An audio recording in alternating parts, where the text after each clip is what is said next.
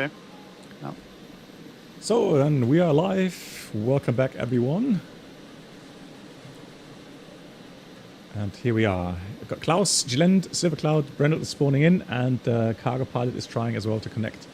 So we have a couple of people flying along, which is nice. It's been a while since we landed here, and I can't really remember. Oh yes, I can, because we circled on this side to land, and then we found out that it would have been maybe better to circle on this side. But we managed to land. And this airport has no departure procedures, so it's going to be a visual departure. Not trying to hit mountains. We have a nice weather. We can do that. Yeah. And then interesting... Gentilo, so the interesting is the approach later on into... what's the name again of the airfield? Hold on. It is no, that's here. That is Cotopaxi. So Cotopaxi. And the wind is from the south, I've seen.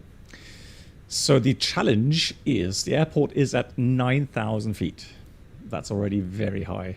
So we're going to have high ground speeds. And then high terrain. So we're going to fly according to flight plan to the VOR, enter the holding pattern there. So this will be the holding pattern, and then we go into the racetrack to then start the approach. So if you then have the number to start the approach, 15,000, 13,000 at 9 miles. Keep 9 miles until we're in the turn. Once we're in the turn here on the final, descend 11,000. And 11,000 is only 2,000 above the ground. So it's a very short final descent. So definitely what I can say here, make sure, again, energy management, make sure that you are aware that because of the higher true airspeed, higher ground speeds, to make these turns, you will have to be probably even config 350 knots indicated. I know it says max 200 knots there. But I would even fly slower than that, to be honest.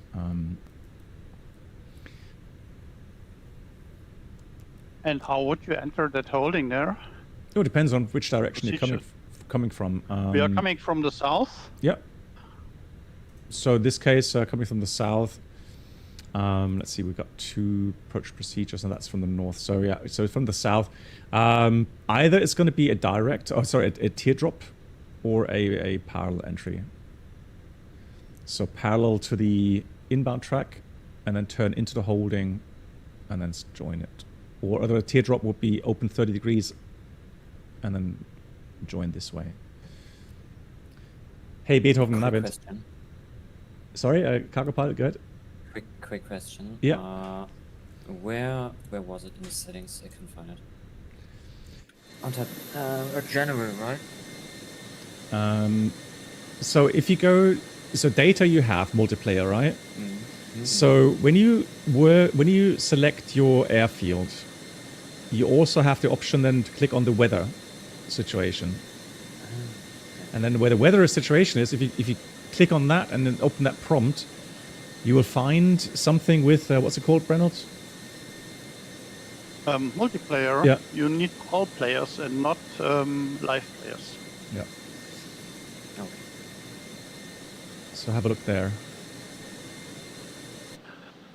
In case the wind comes from the north, how would you do that approach? It says circle to land, circling 01, and so you would fly the ILS 19, and I would take the middle with max 180 knots. We can't do 135. We were faster than that, I think. So 180 then. So I would descend down to 11,900 feet. And that is about 2,500, 3,000 feet above the airport. And so once I'm visual with the airfield, I would go down to 1,500 feet above the airfield. So 10,500 visually. And then I would circle to the west. So I would go break off, right, to the west. And then, yeah. And then have a look. It should be okay. Distance-wise, if you're 1,500 feet off the ground, so 3 miles, if you stay within 3 miles, I think you should be fine with the terrain. I think a direct approach to runway 01 wouldn't be possible because of high terrain. Too steep. Exactly. Exactly. Also, you have no way of descending down safely through the mountains. Yeah. Oh, now I'm here, I guess. Have you found the settings, cargo pilot? Yes, I guess I'm here. Multiplayer, and then all. Okay, so let me have a look if I can see you. Yeah, there we are, cargo pilot. I can see you. Yeah, next to Klaus. Yeah, okay. I don't have names on, but that doesn't matter. Yeah, exactly. No, you're here. All good. You found us. Now, Silvercloud, unfortunately, Silvercloud has an Embraer 175, and I don't have a model matching for Embraer for some reason. It's kind of weird.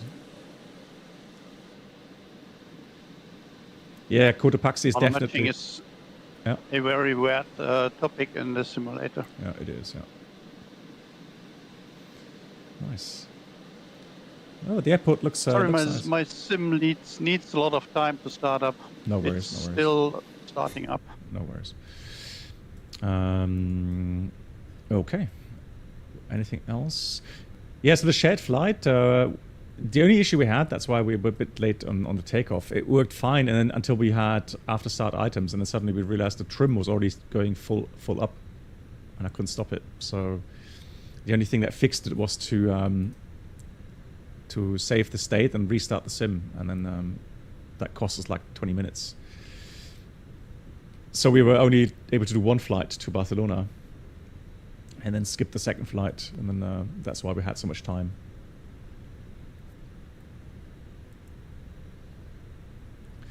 Good. Here we have the wind currently. Let's check that. So we have the wind here at departure 3502. So northerly winds, and let's see. So I would go depart. Yeah, 07 in this case. I think it's a bit better anyways with the terrain. And then we circle close to the airfield. We'll climb up in a circling pattern until we reach safe altitude to go en route. And then we go en route to our destination. That's the idea. Smart car started, Black Box? Yes, thank you. Actually, weirdly enough, last time it didn't install it for some reason, but this time it has installed. Yeah, so it's already... And the nice thing is it finds your flight automatically and starts it, which is nice. I have problems with game servers. It said me game servers are active, and next message was game servers are inactive. Well, we're all here.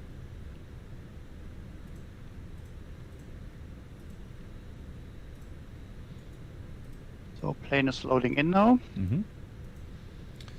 We are all here. I think we're going to check again, but I've got everybody here. Yeah. Silvercloud is taxing out. Fantastic. How much fuel do you have on board? Yeah, I have on a 319. I have 5 tons, a bit of extra. Okay, 5.1 on a 320. Yeah, that's fine. That should do. Oh, too heavy.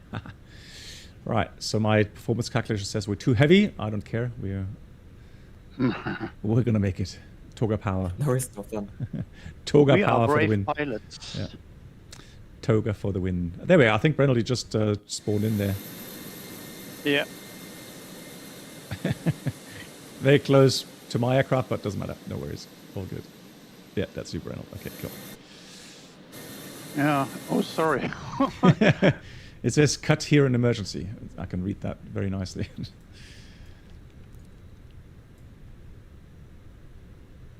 Okay, very quick preparation. Yeah. So let's send that to the MCDU. And there we go. That's the fuel done. Toga power. Doing flaps 2 takeoff or 1+F? I think flaps 2 would probably be a bit better. Yeah. So I can force that for sure. Now I have a question. Yes. At these high altitudes, is it like a good idea to do a PAX off takeoff, or is it already too high for PAX off? No, no, you can always do PAX off. And if you're really worried about the pressure changes in the cabin, you can always go APU bleed on. So leave the APU and the APU bleed on after start, and just have the APU then feed the air conditioning. I think you can go with 2 packs on. You can go up to, I think it was 15,000 feet at least. Okay.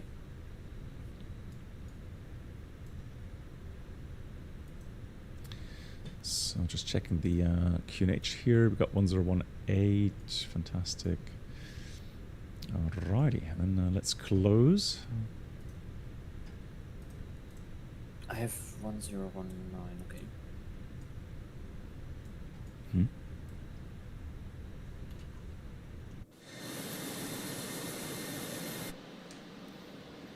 Thomas, wie geht's? Nice to see you, Thomas.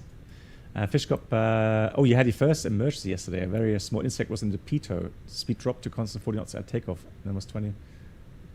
Well, IRL. Oh yeah, so, but that's a challenge, yeah, for sure. So even in a Piper, but what, you only have one pitot? Is that just one indication that you have? Do you have a standby indication? But that just goes to show it can happen, right? Nobody is safe from that, right? Even on small aircraft, it can happen.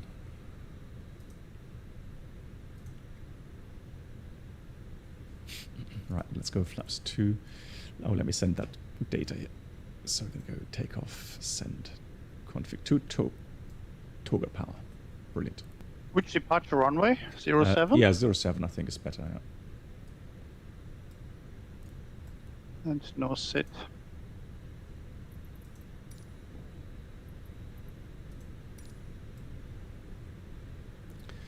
So luckily my chase plane is working again, which is good. So I don't know what happened last time.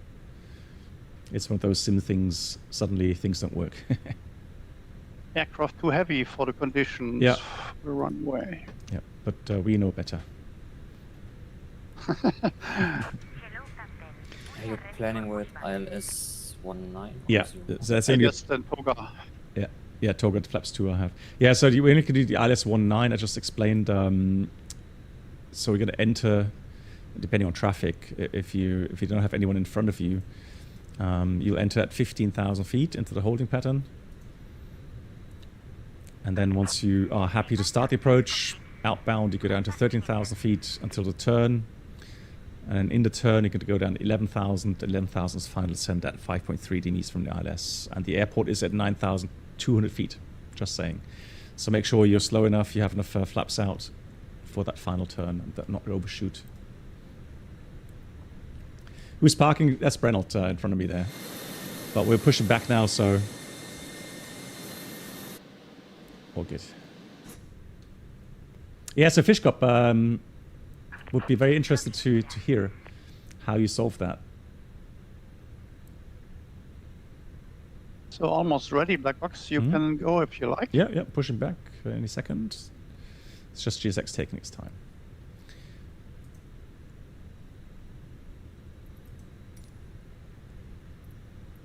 We'll take nose left, take right. Right, so checklists. Pre-flight checklist. Gibbons covers removed. Fuel quantity is 5,000 kilograms, and it should be balanced. Seatbelts on. ADIRS. NAF. Bar F 1018 set 3 times. Before start checklist, take a parking brake is off. Takeoff speeds flex. Toga power 1202026. Windows doors closed. Closed. And the beacon is on, and that's the before start checklist completed. Engine start. Good pressure. Starting engine 1, and the fuel pumps have to go on, obviously. I mean, the engine will start even with the fuel pumps off, but you are going to get a caution message. Ladies and gentlemen, please observe about to demonstrate the safety features aboard our Airbus A319. Thank you. The sounds are very nice here, I have to say. Credit where credit is due. Please set parking brakes. Brakes set. Waiting your confirmation. Starting order engine for 2. engine start.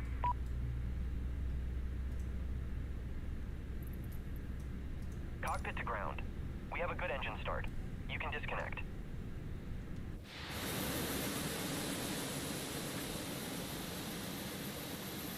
The flight's only about 40-45 minutes, Aviamar. It's a very short flight.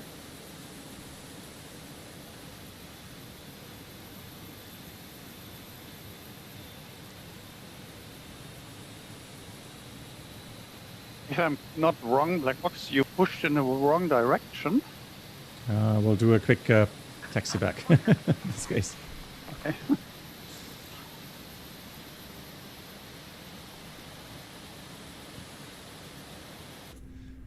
Alright, no, not quite yet. Just use a reverser, yeah. Cowboy style. Tow track disconnected. Right, there you go. Bypass Flaps to 2. remove. Spoilers armed. Left is clear. Right is clear. Trim up 0.4. Oh. Can leave the APU on. Make it slow. Then the flight controls. So the stick is working. I don't know what happened with the toll list. I think it had to do with the shared flight and I didn't restart the sim or something. Full left. Black Box, can we do a departure briefing, please? Because it's not that easy. I'm just going to take off and then a right turn after liftoff. So I'm just going to go right-hand circles to at least 15,000 feet and then I'll fly en route. Okay. Are you sure with the right turns? Yes. Because there are mountains. Well, the mountains left and right. So for me, right turn. And again, shortly after liftoff. So it's a visual climb out, if you like.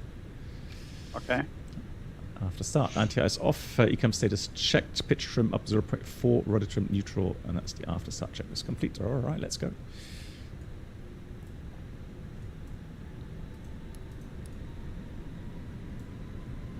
So I saw someone departing with the Embraer.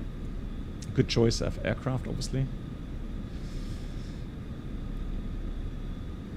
Yeah, exactly. Briefing, anything special? Yeah, don't fly into the mountains. I don't know why GSX doesn't get rid of the stairs here. Close your eyes. What's that? Hang on. Something real quick. I guess I have a WASM crash. Black Box can't click anything.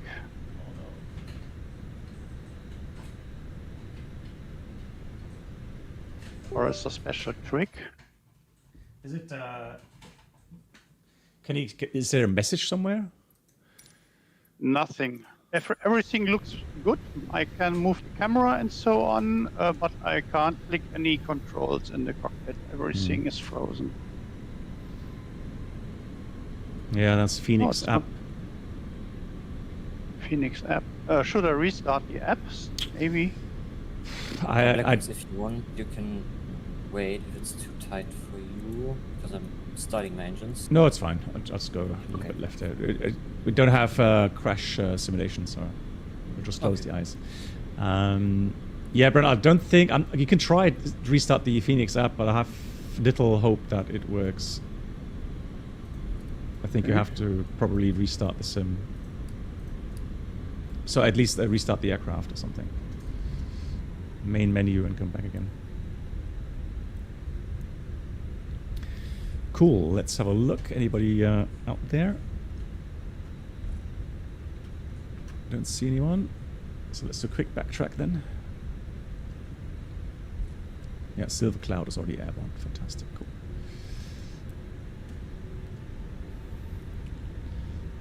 Sorry, Fish Cop. Yeah, I think you already left, Fish Cop. Sorry for the late reply. I have to ask you next time what happened.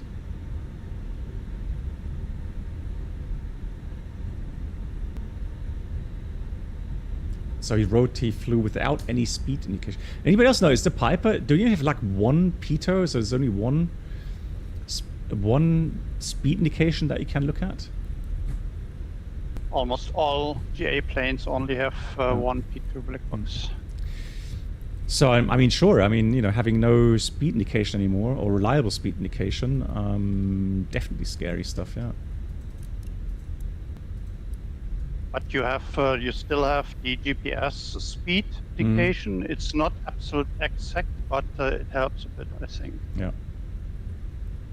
Does your GPS then also have the wind data into account? Because that will be very scary if it doesn't. Yeah. So since it low and slow, then yeah, you can take the wind indication into account as well. But still, I mean, initially, you got to stay calm. You got to keep the aircraft in its flight envelope, especially low to the ground. So definitely a challenge, yeah. So restarting the FENIX app did work, Okay. but everything is reset to 0. I can start again with everything. No worries. I mean, it's a short flight. We started early, so it's only 10 o'clock now. So I will wait for you at the destination. I will see you landing. And we've got everybody else still on the ground as well. There's only one aircraft airborne right now. So we've got the taxi checklist. Flight controls checked. We have flap setting config 2. Radar PWS is on an auto. Engine mode selector normal. And equipment with takeoff no blue. Speciality APU and APU bleed is on. So we have to remember to switch that off later on in flight. Good. And lineup checklists. Cabin crew prepare for departure. We got runway 07 confirmed. Full length.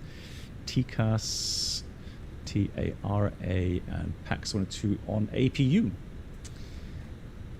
Why do you do the group flights on multiplayer? Ghost, so that we have a lot of people that don't like to go on VATSIM. Okay, so because we're doing VATSIM flights anyways, right?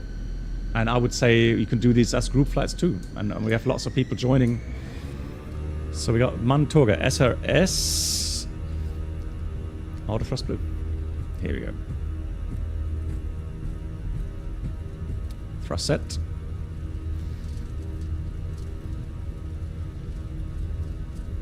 Yeah, Toga powers definitely device. Maybe flaps 2 as well. 100 knots checked. V1. Rotate. Yeah, that's fine. Pause right. Gear up. So I'm just going to put the flight directors off for now. Because, like I said, we're going to do this visually. So just going to keep the pitch high. Keep above F speed.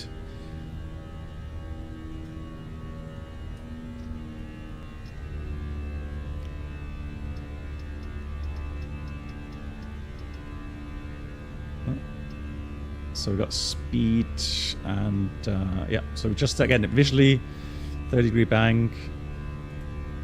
I think the transition altitude is more like 18,000 here, isn't it?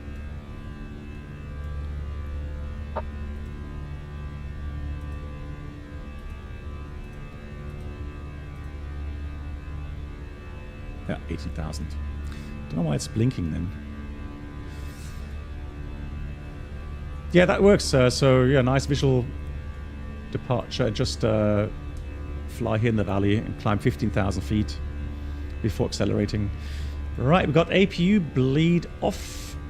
APU bleed off, and that means the engines will now take over the pressure for the packs here.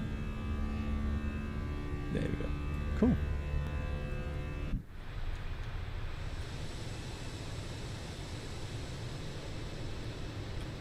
Black box, the WASM is frozen again.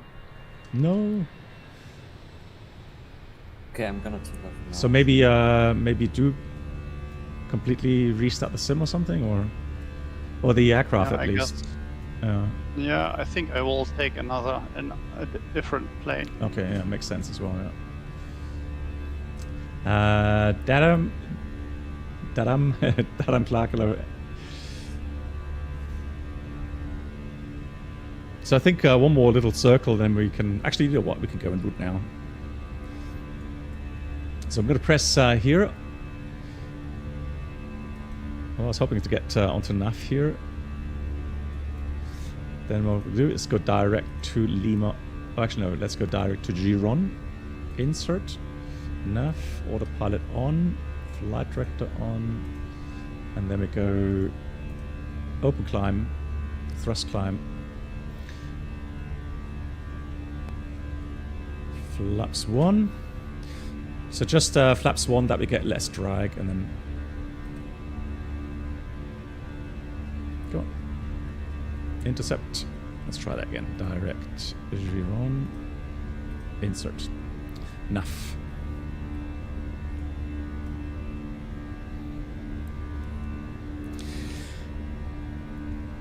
Yeah, the site stick, I mean, again, it's a Moser base with the Flight FS Project flight stick.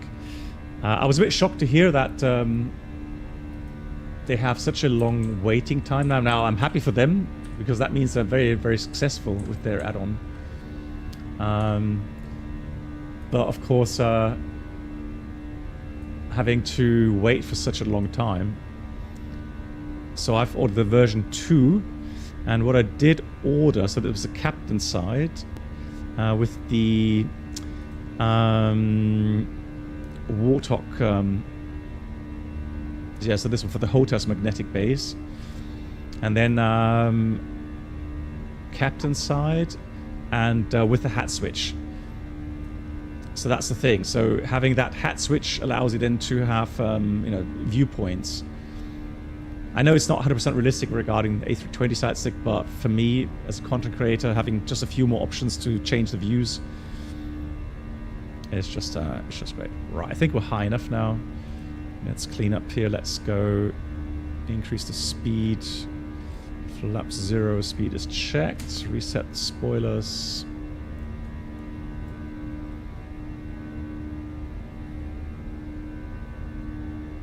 But we're going to climb up with 220 knots until we're a bit higher here. En route is like 150 currently.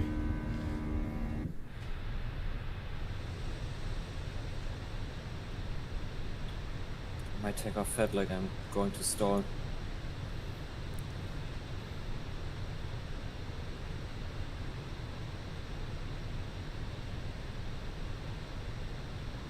Oh, you have a 320, you said, correct? Mm-hmm. Oh. I really felt that. Keep your fingers crossed.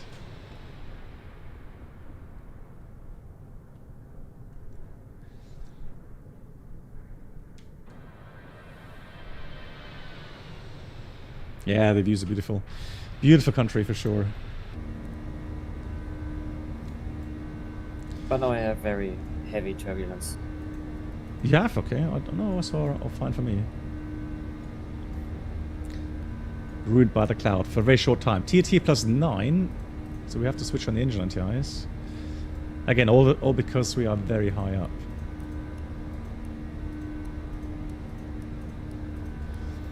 Now 17,000, we're good to go. Let's go en route. Climb speed here. Yeah, that's all good now.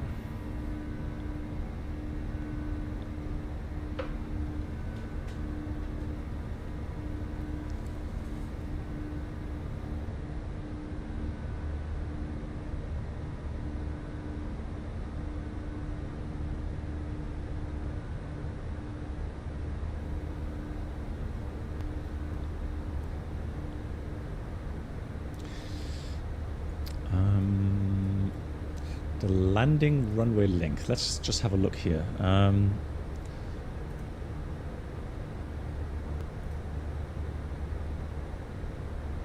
Landing weight. Let's put this at 65 or something. Right. So we have a. Oh, we have this long runway, 3,600 meters. So I'm going to weigh about 56 tons. So the runway length isn't the problem. I mean, we have still a pretty long landing distance required, because of the high true airspeed and then the high ground speed that we have at that altitude, but still. So orbit medium, 1,700, 2,000 meters factored, all good. So we can do that.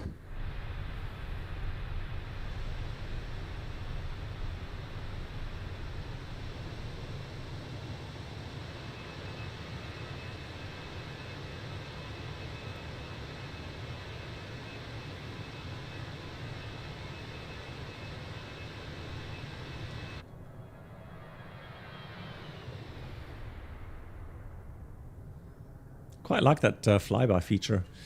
Kind of gives you a nice sense of the airspeed. It's a bit cinematic mode here.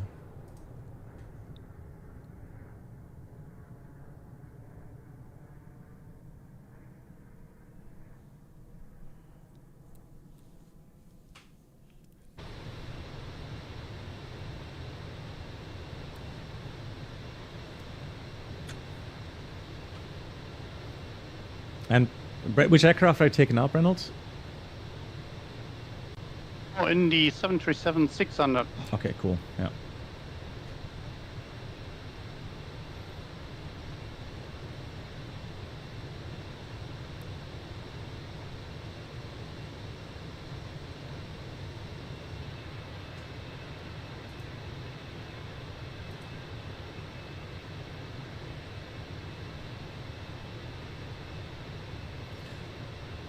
Oh, sorry, Fish. I just realized now. Hang on. Was there a restart at YouTube? Oh no. Okay, so I apologize for that. Don't know why. So Fish Cup, yes, I can see you now answering. Fish Cup, are you still here? I hope so.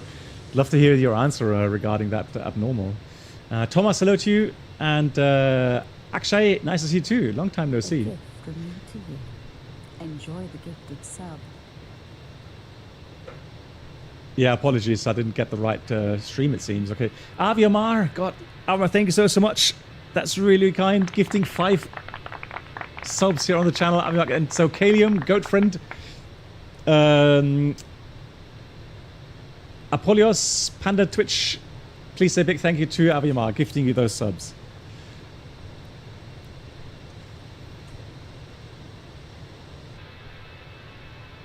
Thank you once again, Abiamar. Thank you so much. That's really kind.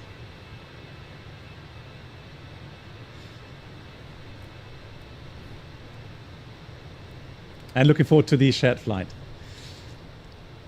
Yeah, so Fish Cup, I'm not sure if you already answered, but we're interested here. I'm sure the viewers as well. So you flying IRL in the Piper. And so you had a... there's 2 streams? You're joking. On YouTube? How is that possible? That's ridiculous. Yeah, so again, he was flying on a Piper, and then he had a grasshopper getting into the pitot tube. So, and then that blocked, but I would say it kind of partially blocked the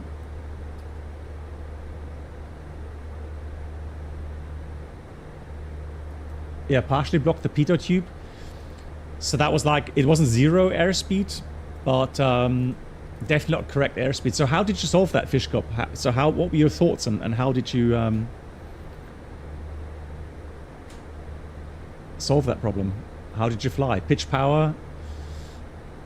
Or somebody was suggesting maybe use the GPS ground speed to help? Hey, Aviamar, thanks for the kind word as well. Yeah, so again, I know that we had a little issue today with the trim, but I think we solved it by knowing now that you can't use your mouse wheel to set the trim. So use a key binding, and then it should be fine. Yeah, and the rest worked very nicely. The rest was fine.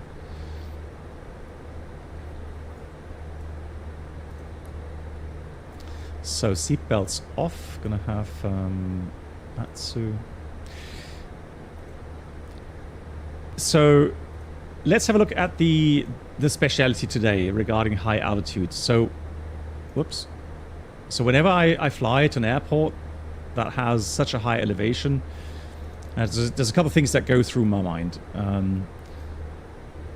One is, why is my MCD not working anymore? Atsu. Oh, that's interesting. I have actually exactly the same problem. Really? The livery related, yeah. But it was working before, I think. Yeah, I did the init. So how come it's... Is it a random failure or something? I don't know. Yeah, I think it might be delivery, because I have the same one. And okay. Normally the FENIX is working fine, and then just now stopped working. Yeah. Okay, Fish Cup. Grünkohlpfanne. Nice. Nom, nom, nom. Yeah, so... Yeah, apart from the obvious things like, you know, if you're at high altitude, usually you would have high terrain around you, right? Makes sense, doesn't it? I mean, but the first thing that comes to mind is engine power, or engine surplus power will be less, so you have less margin in case of a go-around. The power settings will be a bit different at high altitude. All right, and then any kind of maneuvering that you're doing is just made more difficult by actually with the fact that you have a higher true airspeed. How's that possible? Well, we know that as you go higher and higher altitude, the air gets thinner and thinner and thinner. And so we fly by indicated airspeed, or this will be calibrated airspeed here. So computers will actually correct the measured difference between the dynamic pressure from the pitot tube and the static pressure, and then we'll relate that to a indicated airspeed, but computers will then calibrate it for pitot positioning errors and that sort of stuff. But let's say that's indicated airspeed. Okay, so it's obvious if you want to have, you know, an indicated of 290 knots at this altitude, your speed through the air, so your true airspeed, is going to be much, much higher to create that dynamic pressure of equal 290 knots. So if you're flying at sea level, the air is much, much thicker down there, then your true airspeed will be, you know, pretty much what you have indicated. All right, so yeah, and with the higher true airspeed, obviously then comes the higher ground speed. So any turns that you're doing will require more distance. Right? Your turn radius gets bigger. Also, your descent rates. So if it's a 3.2 degree profile, even a 3 degree profile, if you're doing, instead of 150 knots ground speed, you're doing 200 knots ground speed, you will need, instead of 750 feet per minute descent rate on a 3 degree profile, you will need 2,000 feet per minute to stay, 1,000 feet per minute to stay on that 3 degree profile. Right, so you can see everything will go a lot faster. Your ground speed is faster, so you're approaching the airfield, the runway a lot faster. Your descent rate is higher. So your margins of error become smaller. Yeah. Yeah, so again, it's just, you know, a lot more challenging. And landing distance is longer, so it takes longer for you to slow down. Hey, Ted, nice to see you again. Ted, have you recovered? And again, you did really, really well today. And thank you so much for the 73 months. I don't know. So yeah, I mean, grünkohl, English, is it like cabbage? It's like green, what's it called? Grünkohl, there's a name for it. Well, no, so Stimcat, the Coffin Corner has more to do with high-level operation. I've got a picture for you to look at. Hang on. Ghost, maybe out of reserve duty, but not planned at the moment. No. I know. Honestly, I'm not really that sad about it. Not that I mind Bogota as an airport, or you know, I like the challenge of approaching, you know, and departing. However, the issue I have, I get, you know, 8,500 feet elevation, I get headaches, you know, after about 24 hours. So it's something I don't like. It does cause me discomfort.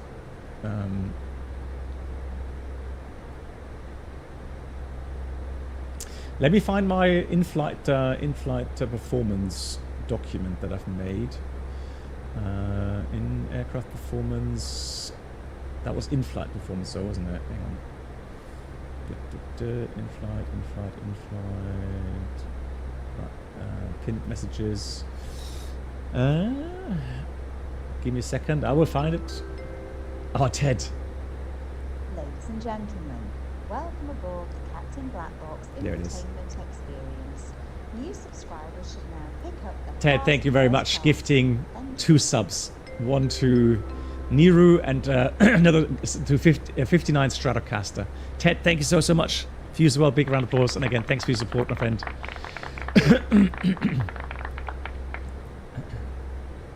Thank you, Ted. And thank you again, Aviamar, as well. So regarding Coffin Corner, let's have a look here. Backs up power curve. There we go. Here we go. So Coffin Corner. See if you can read that. Top of descent coming up. So it's a region where the high-speed buffet. So the aerodynamic high-speed buffet, where you have your sound barrier shock waves on the wing, on the top of the wing, right? Causing then a buffet, and then which is not as difficult, it's not as dangerous as the low speed buffet, as approaching the stall, right? So there's a small area where your margin between the low speed buffet and the high speed buffet is extremely small. So yeah, flying at high operational altitudes for given aircraft weights, usually high weights, does pose some risk, right? So that's something to keep in mind. But in the approach, we don't really have the issue with the Coffin Corner, right? That's something different.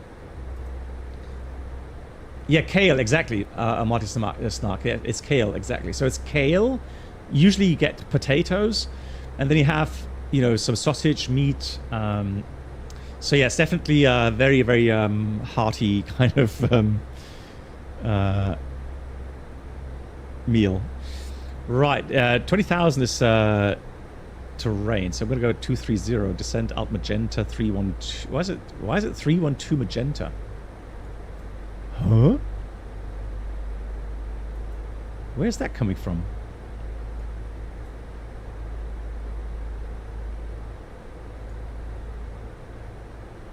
Hang on, what am I missing? Where's that restriction coming from?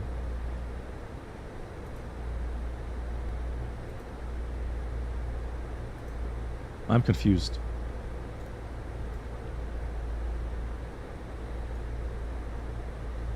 Maybe someone could fill me in. Why? I've not seen that before. Alright, so we know that we can land. The weather... Let me just get the weather here quickly.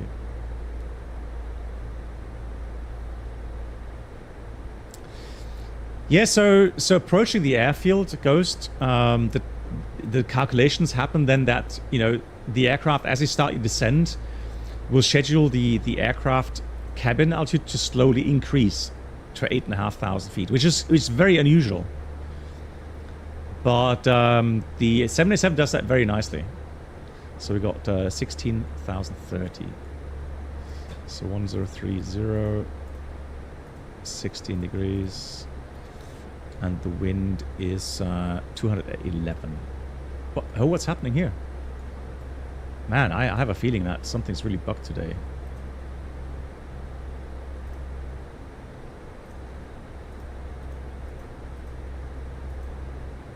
Lol. Okay. Now, don't tell me I've got a WASM crash as well. No, I can still manipulate the... If you now refresh the page, it will actually show up. So if you press perf again and then go to the page, then it will actually be in. Oh, you're right. Thanks. Wow, okay, that's weird.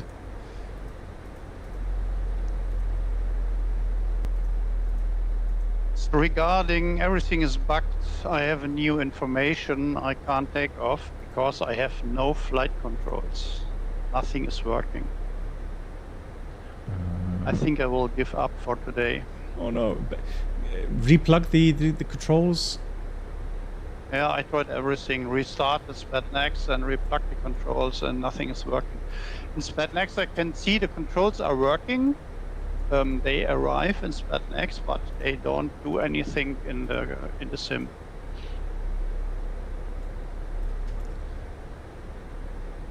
Anybody else have an idea? What could be the case? Maybe FSU IPC problem? Did you restart the whole sim or? Or just No, the... I just restarted, went back to the main menu and then started the plane. Okay.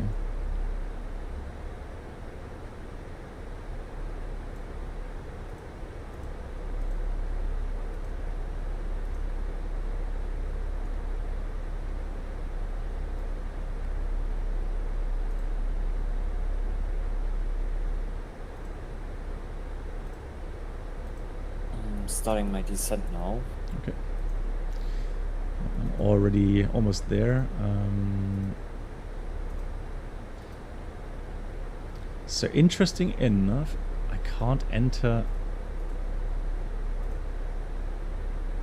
Oh, I have the same Oh, no. bug, I guess. Oh, You no, can't no. enter anything. Yeah, now I can. LTV. Okay, I've got it. Cool. So now we're going to descend down to 15,000 feet. It's weird. It's weird. Some errors in the FENIX. I don't know what it is, but Yeah, and I can't disregard my company messages. yeah. We all have the same issue. Yeah. Must It be. says select desired system. Yeah. We all have the same bug for some reason.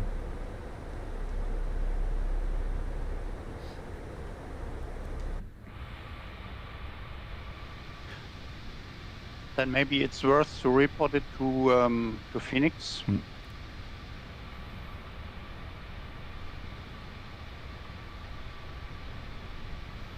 Yeah, Jeremiah, no worries. Take care. Have a good week. Yeah, I think the only thing what may help is just a complete restart of the sim, but Brennelt is probably saying it's getting late now. Yeah, when I restart the sim, it needs about 15 minutes. Oh no. Okay. And then you're already landed, and it makes no sense that I take off then. So I will do the flight later, maybe tomorrow. Hopefully it will work then. Okay. Some beautiful mountains here. Really high terrain. No chance. Okay, let's do the I will items. watch the landing in your stream. It's Okay. also interesting. Thank you. I can really recommend you flying to Medellin. I think we've been there Beautiful. on a different tour. Yeah, so we've done lots of flights here in Ecuador and Multiple times. Yeah. We already were in Medellin, I think 2 or 3 times. Yeah.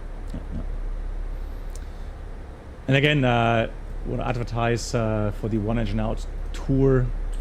So for those that don't know that yet, so Brennelt and others have. I mean, Brennelt mostly did lots of tours for us, and so Smart Cars is a software that logs your flights, and there's a free version of that as well. And then so the whole thing, One Engine Out Airways, is a VATSIM recognized virtual airline, so you can fly there with a call sign windmill. And yeah, so there's lots of tours, as you can see here. VFR tours, IFR tours, long range, short range,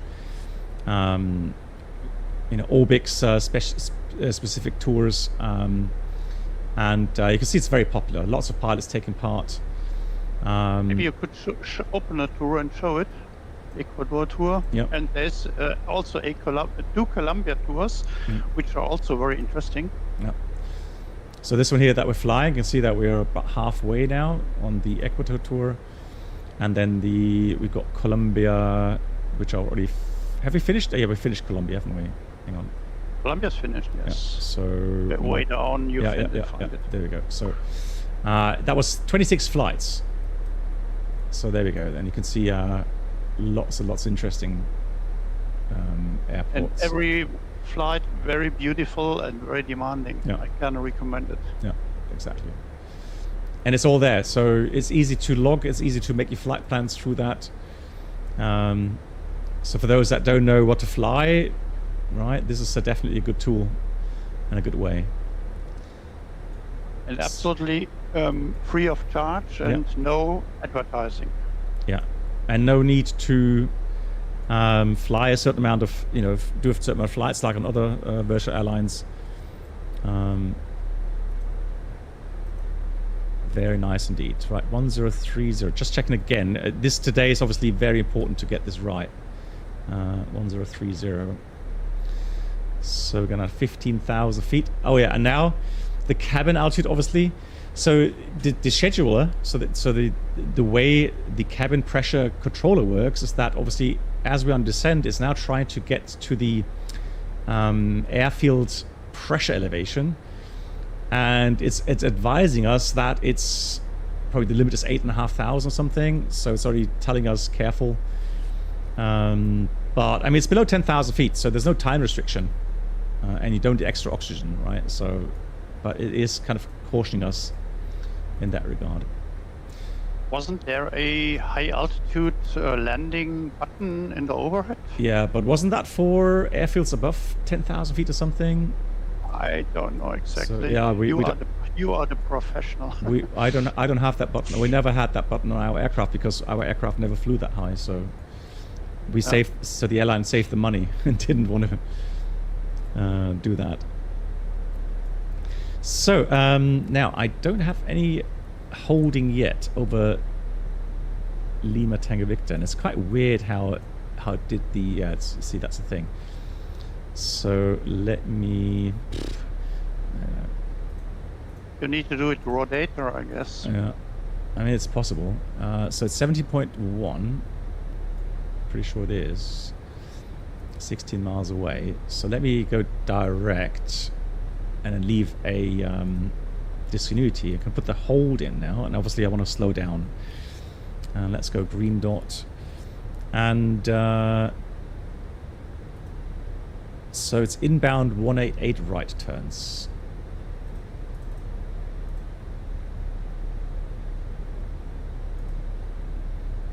Insert. There we go. So it is choosing. It could be a teardrop, or it's a teardrop entry here for us. And there's the runway down below us. And I should have the freeware scenery from flightsim.to. Take a breath. Yeah. No. Go ahead. No, go ahead. I was finished. You're going into the holding, I guess. Yeah, I've got Silver Cloud, and then Closed Texas is also. I don't know where he's coming from, but he's also. Closed Texas is climbing. He's not. He's descending for me. Get me, he's climbing. Okay. Yeah, that's weird. Okay, anyways, yeah, I'm gonna have to do the entry anyways to get myself established. So I'll do the entry, and then I'll start the approach in that pattern. Bad thing is I can't put a holding into my FMC. It just doesn't work. Yeah, for me, I entered. It didn't show the values, but then I went to the flight plan page, and then I could execute it. Exactly the same for me. Yeah, I tried the same you did. I watched it on stream, but it doesn't work for me. So, raw data. Yeah, so I guess now I have to go like maybe heading 360 or 350 and then make a turn 180.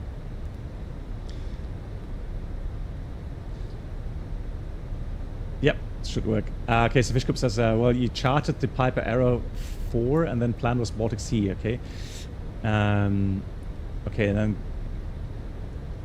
do you think the sound of the touchdown in the Phoenix after B787? I have a look at Ectorus on this landing. I'll monitor that on the landing. And then Fishcup says takeoff was normally 60 knots, and I was climbing, trimming the aircraft, then the speed dropped. Stuck at 60, stuck at 40, and then down to 0. That's weird, isn't it? Yeah, and then you probably thought, nah, that can't be happening to me. Typical first reaction. Peter, hello to you. Wie geht's dir? Nice to see you. Well, that's an interesting view.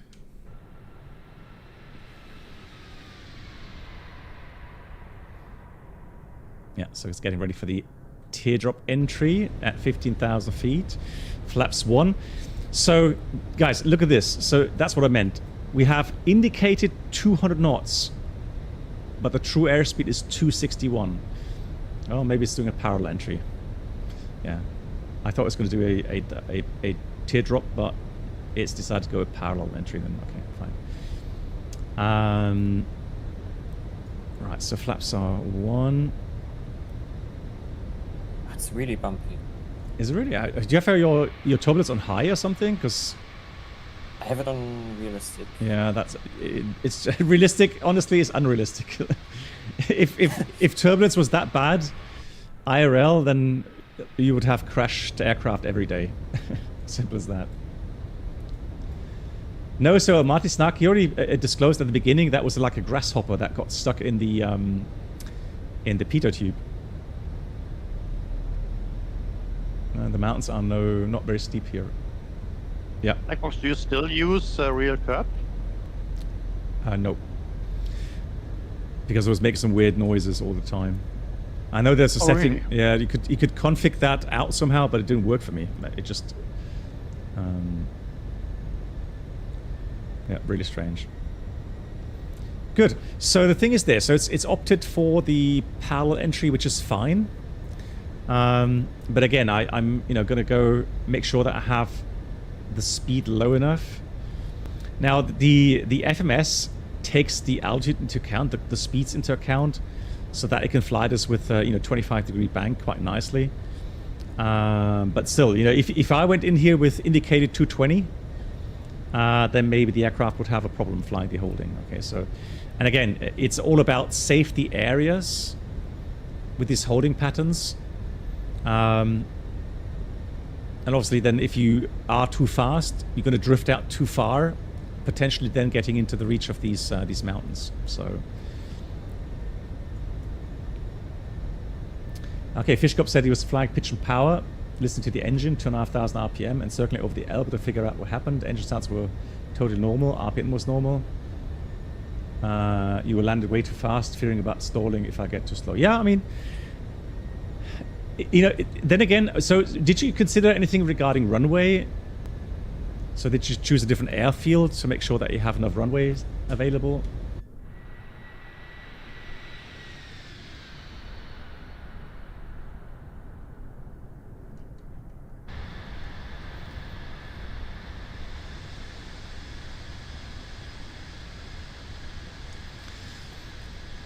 Okay, guys, just a heads up. I'm just going to, fly the procedure over Lima Tango Victor, and then I'll start the approach. Okay, so I'll be at 15,000, and then once I'm outbound, I'm going to go down to 13,000 for the turn, 11,000 then for the final, and so on. And lots of wind here, even 25 knots still. It's raining down here. Is it? I'm on live weather, I think. So yeah, it's live. Yeah, weather. but I'm in Ecuador, I guess now okay. it's getting better. Yes, Peter, chase plane. Again, I just restarted the sim and it was fine. No issues whatsoever. I have no idea what happened. Sometimes it's just one of those sim things, really, where obviously, yeah, things just go wrong. Right, in case of missed approach. So if anything happens during the landing, we have to go around. It's 174 degrees to 5 miles from the VOR, and then left again back to the VOR, and we're climbing 15,000 feet. So the 5 miles have to be at a rough 12,000 for the turn.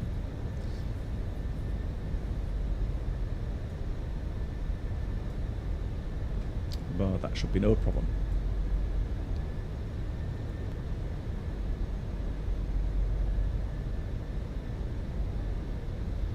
You kind of think, oh, he's flying so slow, but look at the ground speed and look at the true airspeed. It's not slow whatsoever. I mean, it's... Silver Cloud has safely landed, it seems. Fantastic. Yeah, this is a long runway. Almost 4,000 meters. But the thing is, it's not so much for the landing traffic. It's more, the problem is more for the takeoff performance, right, at this high altitude. The approach speed, so V approach is 128. But that's not too much. Yeah, but I can tell you the true airspeed will be more like 160. Oh, okay. Because of that thin air, right? So look now, we're doing 190 indicated, but true airspeed is 240. That's 50 knots faster than what's indicating. Wow. Right, let's pre-dial. Okay, I'm on the localizer now. Okay. Yeah, so Aviamar, I think the limit is like 8,500. It's an advisory, if you like. It's not a caution or warning, it's just an advisory telling you, hey, this is an unusual kind of cabin altitude for landing. It's just an eye catcher, right? But it's normal. I mean, the airfield is 9,100 feet. Right, so that's why it's kind of telling you, hey, Hawkeye, hello.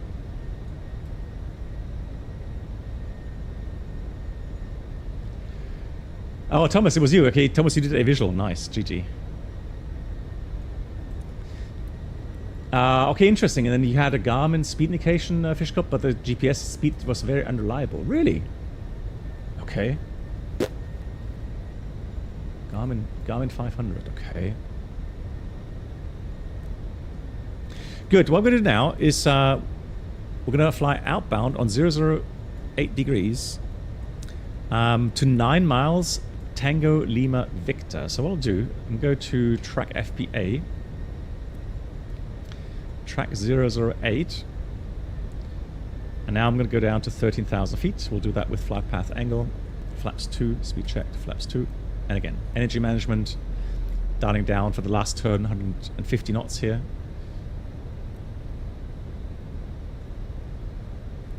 We're at 4 miles, so we turn at 9 denies. I can see high terrain.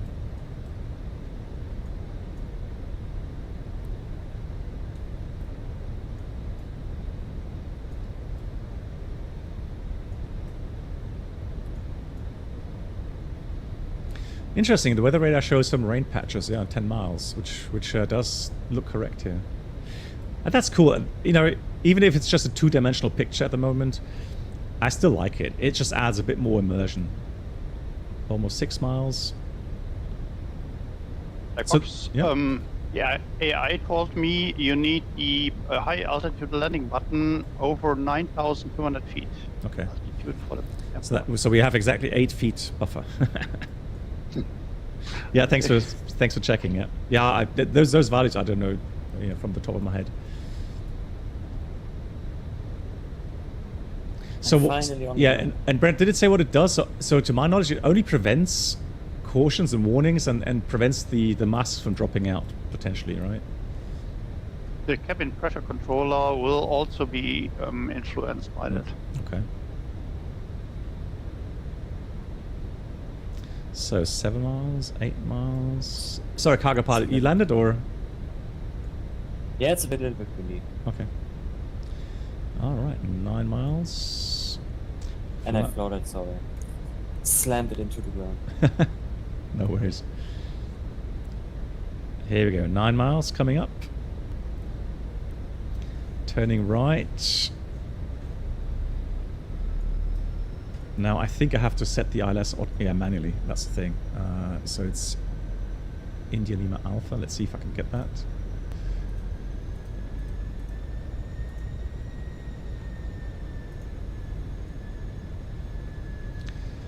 And 189 looks good. So let's see. Yeah, we got the localizer now.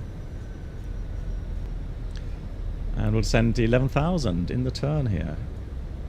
We'll do that with open descent. So 11,000 in the turn. Inbound is 189, so I'm going to put 159 intercept heading there, or track. Would arm the localizer.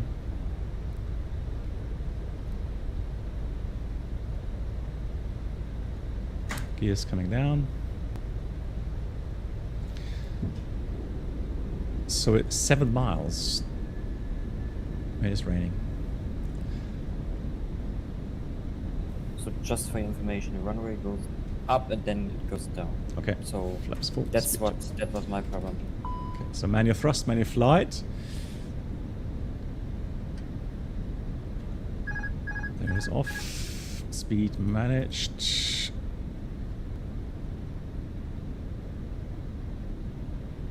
It's interesting that, yeah, I just couldn't lose the altitude fast enough. So this may be a go-around, because Open descent with the 319 is just not enough. I mean, right. We shall see. We've got a bit of altitude to go with, 2,300 feet above the ground. So, but below 2,000 feet above the ground, it's 1,500 feet per minute maximum. So we can't do the approach in normal configuration here.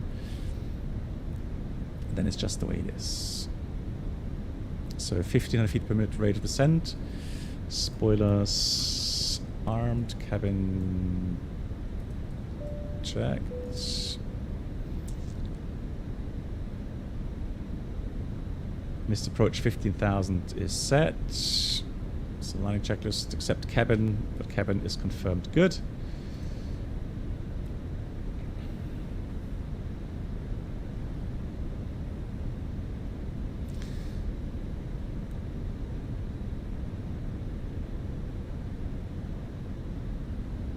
Here's the localizer, but glide slope is nowhere to be seen.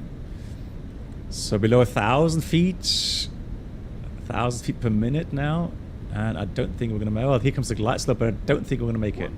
1,000 is checked.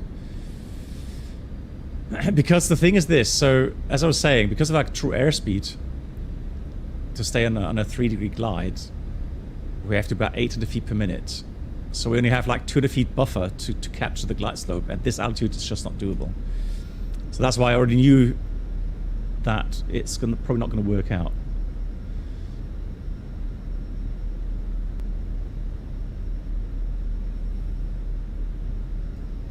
So there was 174 degrees. 100 above. Minimum. Continue, descent rate. Yeah, you see what I mean? It's just... Alright. Go around. Flaps. Flaps 3. Mantoga SAS nav auto thrust blue. Pause array. Gear up. Autopilot 174. I guess they have their special procedures regarding the descent rate in the final. Yeah, I think it also has to do with the fact that the Tolus 319 is just a bit too clean. It doesn't descend very nicely. Do you have the winglets? Yep. Oh, the sharklets. As far I know, sharklets. As far I know, they are much more worse, even more worse. Yeah. Yeah. So in hindsight, I can now say I should have had at least flap 3 for the descent to get down. I actually landed with flaps 4. So, but there we go. Now we know. So I think there's just one aircraft downwind at the moment. Now what we'll do is, yeah, we're gonna go straight back to the pattern. So what I'll do now is actually go to the VOR, then go the 344 degree radial to 9 miles and then turn. That's what we can do as well, right? 5 miles back to the VOR.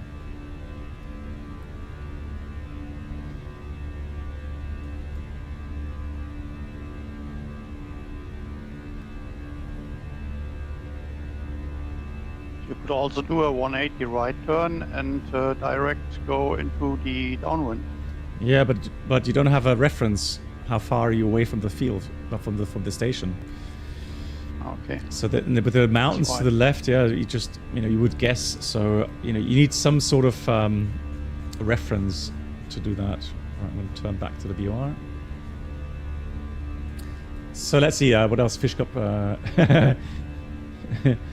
So Fish Cup, you had okay. So no worries. I mean that's a normal reaction. You were a bit worried. Okay. Yeah. Exactly. That's the thing, right? So you know exactly. You only landing a bit too fast. If it's a long runway, no big deal, right? Stalling the aircraft on short final, bad idea. Right, you don't get a second chance that way. So I think you did well, yeah. I Star. You did well regarding... let's go flaps 1. And I'll stay at flaps 1 for now.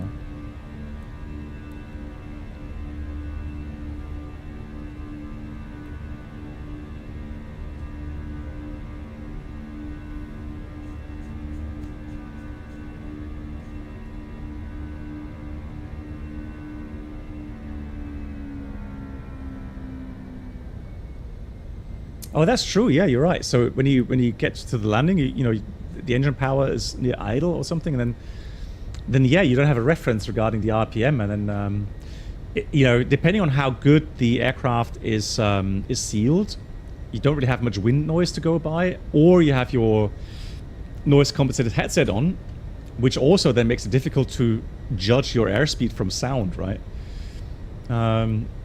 Yeah, so just envision that. So imagine you're flying along GA aircraft and you lose your speed indication.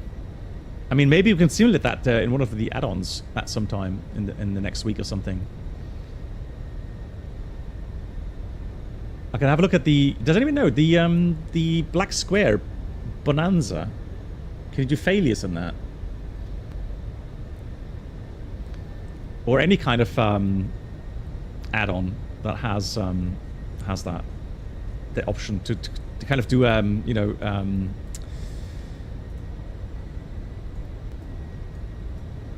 loss of speed indication. 344 degrees. Let me go back to track. Help me intercept 344 degrees. So currently we are at 3. I already passed that, so I've got to re-intercept that here. So again, so to get the needle, the tail of the needle to 344 degrees, I have to pull it. So I'm going to put the track here, close to the station. So what I'm aiming for now is this point here, 344 degrees and 9 miles. Let's see if I manage that. And here comes flaps 2. This time I'm a little bit wiser. I'm going to slow down and get more drag out. So there we go. We're now at 348 degrees. Pulling the needle closer. We're getting close. That we've got some wind from the right as well. So now we're on 344 degree radial. I'm going to put this to 344. Perfect. And then I'm going to go for 9 miles. And then we should be exactly at that spot here for the final turn. Flaps 3, speed check. And 13,000 feet. Down we go. I'm going to use a bit of speed brakes as well. Oh, just careful with the speed brakes. There you go. Thrust, idle, open descent. So 13,000, then turn 11,000. LA Aviation, hello to you.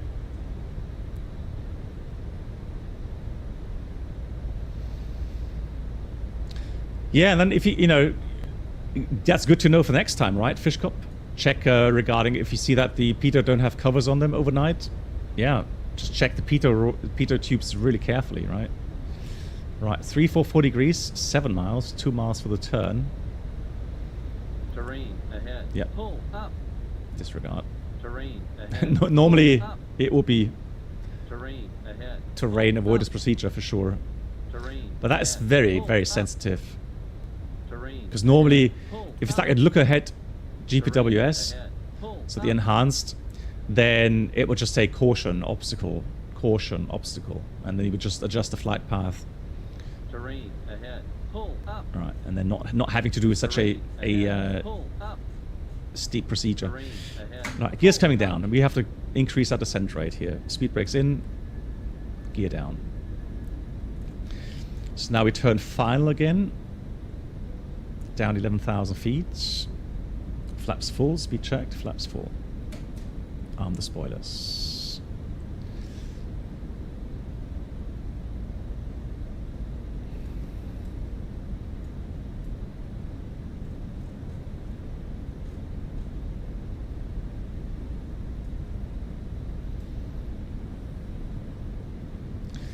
Just a little bit of a base leg because we're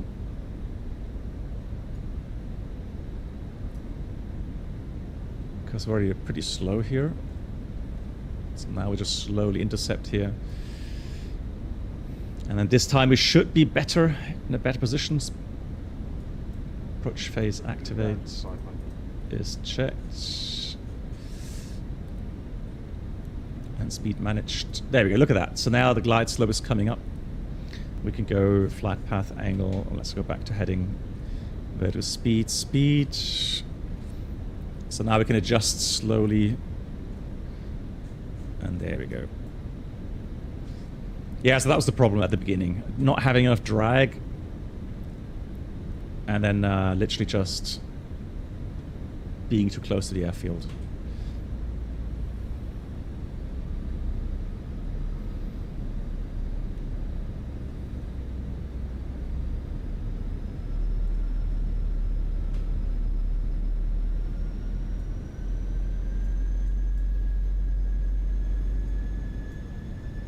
I'm off the runway, so good luck. Thank you. Yeah, it looks much better this time.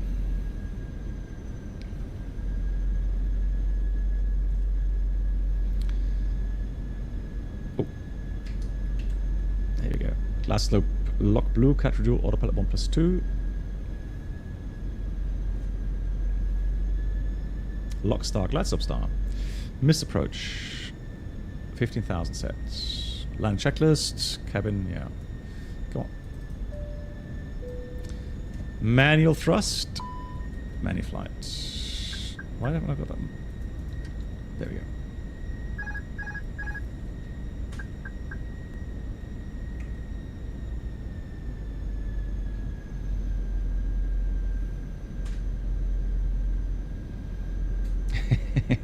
Fishcop. Well, but Fishcop, you know, I know you probably, just like any pilot, you know, uses a lot of self-criticism, right? To analyze the situation and, you know, his or her performance. But I think, first of all, it's a hefty abnormal. Not having speed indications. And like I said, you didn't have much experience at the time. And you brought down the aircraft safely. So, I mean, hats off. Right. And honestly, I'd rather never ever have that kind of abnormal. All right, because I'm sure that would get me sweating as well. But see it as a you know, learning experience that he did well. So, GG's.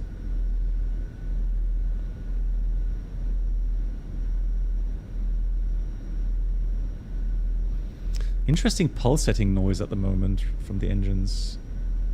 Sounds like it's pulsating from the cabin or something. Cabin pressure. 500. 80 knots of wind. Runway's inside. You would change the Airbus. Good idea.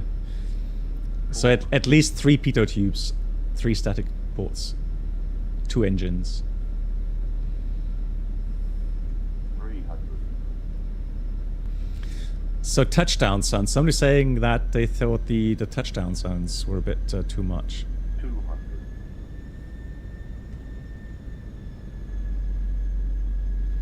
Yeah, no poppy. Oh, no poppy lights.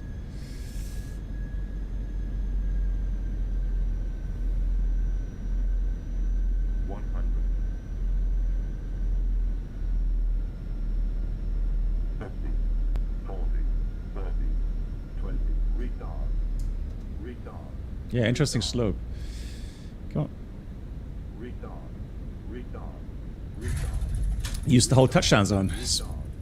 Spoilers. Reverse a green. Decel. Yeah, good estimation, right? Yeah. But that was just an estimation regarding the ground speed and true airspeed, yeah. So, right, reverse closed, manual brakes, auto brake off. Safely made it. But I think it's also a good demonstration that, you know, if you mess up the approach, be a man about it, right? Just accept that you've screwed up the approach. But don't force it. Keep to your limitations. And then if it's not possible to land in a normal manner, then just go around. I mean,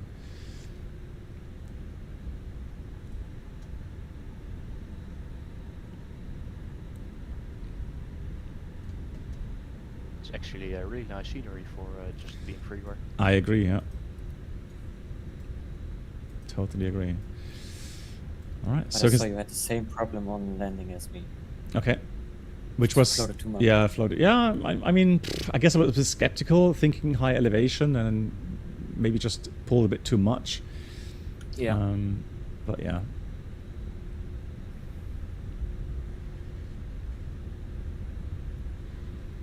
Brendel, have you ever been here before, or would have that been the first time as well for you here? The first time for me, I have never been here, Okay. but very interesting. You know, I thought initially when I saw the approach plate with all the terrain around it, I was like, interesting, right? So how tight would the turn be? So it's not really tight. It's just the fact that the aircraft is so fast over the ground, which makes it challenging. And then, as you saw, even I misjudged the approach, so I descended way too slowly. And even though I knew, you know, the high true airspeed was an issue, etc., right? But still, yeah, I didn't plan ahead closely enough, so that ended in the go around. Do you think maybe it would be easier in a 320?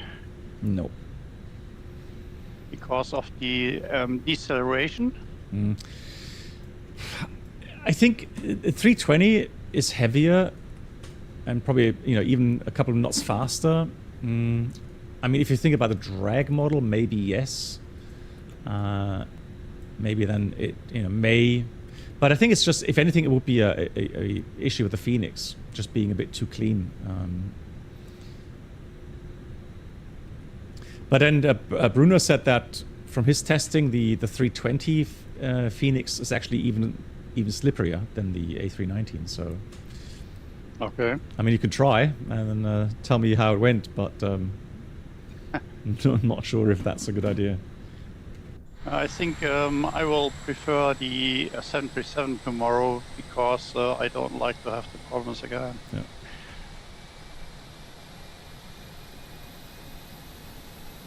So Hector asks, you think it's too loud? So like even if we have a smooth landing, you think the touchdown sound is just too loud? Okay, gotcha. Okay, yeah, yeah, it could be.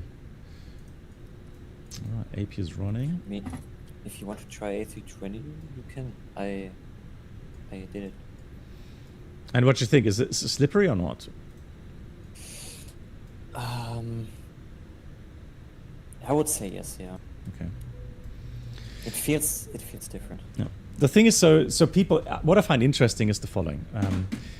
So the developers, they develop the aircraft, and then they have their drag models, whatever, right? And then they tune the aircraft, engine power, blah blah blah, and then they have some real world pilots come in and test it. Now, the thing is this: I have documents, all right? So I have documents which have exact pitch and power values for A319 CFMs, A320 old, the very old wingtip fence models with CFM.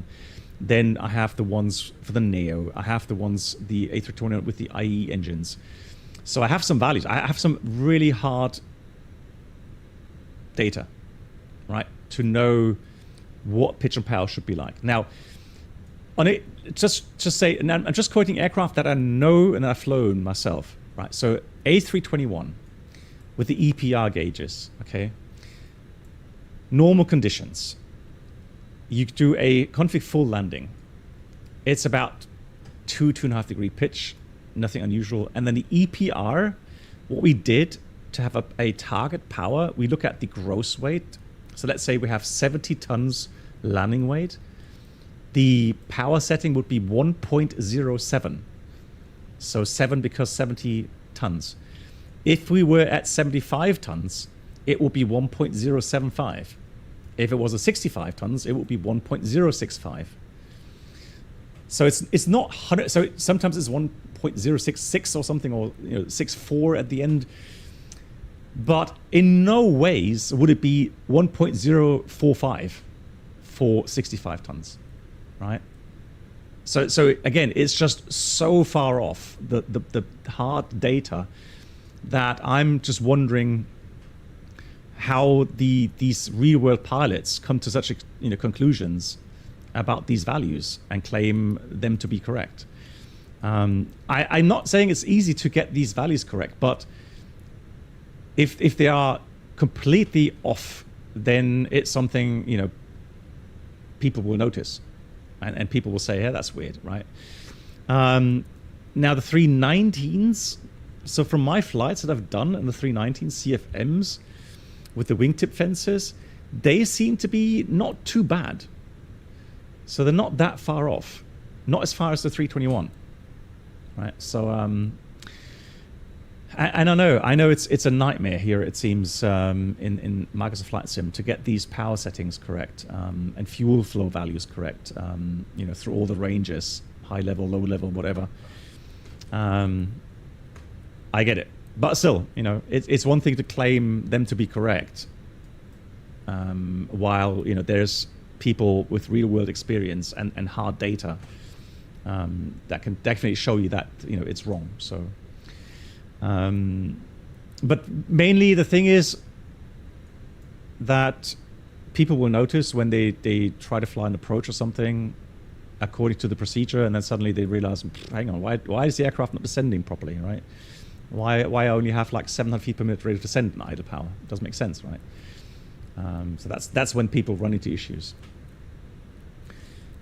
All right, let's just check if there are any more questions.